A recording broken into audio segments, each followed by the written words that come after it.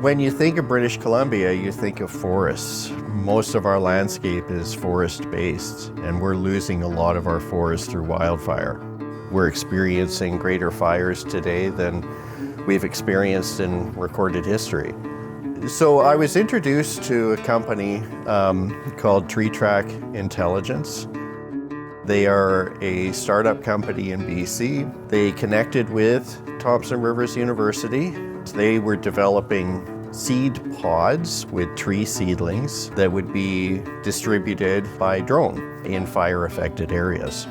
A lot of these areas that have been burned, the timber is left standing. And it is a safety issue to send a crew of tree planters in there.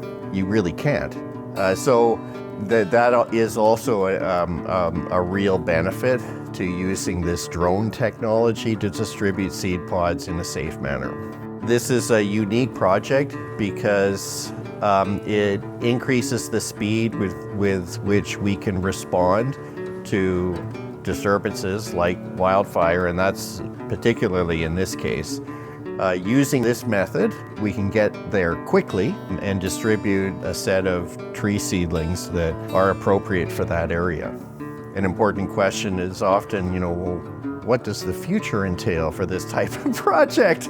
And the great thing about research is that it always brings up new questions, and there's often unique and different ways that we can approach these problems.